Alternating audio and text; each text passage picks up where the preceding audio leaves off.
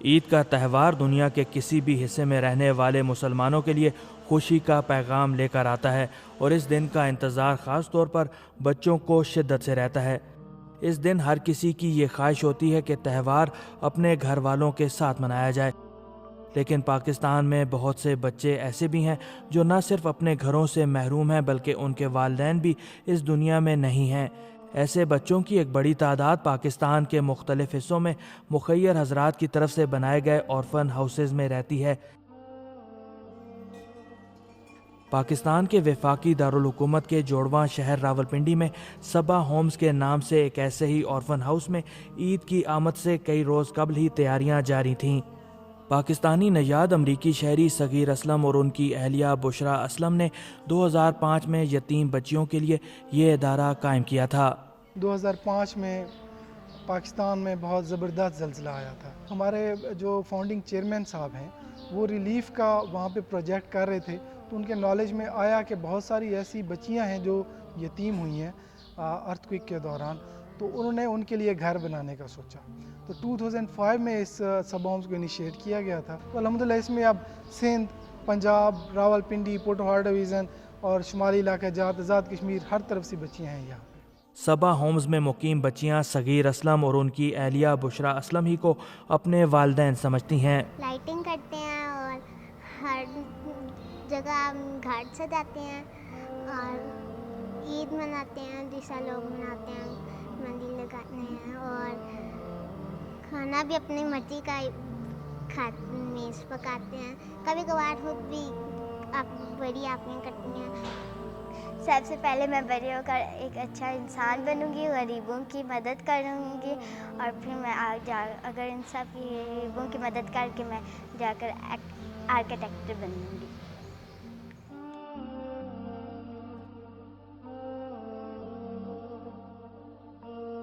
عید میں ہم لوگ چوڑیاں وغیرہ پہنتے ہیں، کپڑے پہنتے ہیں، مہندی لگاتے ہیں، نیل پالش لگاتے ہیں اور پھر ہم لوگ کھانا کھاتے ہیں اور وہی کچھ کرتے ہیں جو لوگ۔ صبا ہومز کے مینیجر محمد عاصم کہتے ہیں کہ ان کی یہ کوشش ہوتی ہے کہ یہاں مقیم بچیوں کو کسی کمی کا احساس نہ ہو۔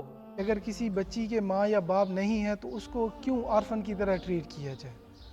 بہت ساری جگہوں پہ ان کو بچیوں کو آرفن سمجھ لیا جاتا ہے، یتیم سمجھ لیا جاتا ہے اور ان کو کسی کے گھر میں کام کرنا پڑتا ہے یا ان کو اپنے رشتہ داروں کی ڈانٹ ڈپٹ سہ کے اور اس کے اوپر ان کو ریلائی کرنا پڑتا ہے اور وہ ان کے گھر میں ان کے پاس رہتی ہیں۔ ہم ان کو یہ سبق دینے کی کوشش کرتے ہیں کہ ہماری زندگی کا مقصد تمام انسانوں کی اور خاص طور پہ پاکستانی مسلمانوں کی زندگی کا مقصد یہ ہے کہ آپ نے دوسروں لوگوں کی خدمت کرنی ہے اور ان کے کام آنا ہے۔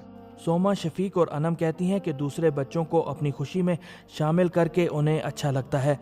لاسٹ عید ہماری ماما پاپا کے ساتھ تھی، اس دفعہ وہ یہاں نہیں ہیں، ہم نصرت آنٹی اور اپنی روم بدرز اور ان لوگوں کے ساتھ منا رہے ہیں، بریگیڈیئر انکل لوگوں کے ساتھ، اور ویسے ہم ماما پاپا کے ساتھ مناتے ہیں۔ ماما پاپا کے ساتھ آج فرسٹ ٹائم نہیں منا رہے۔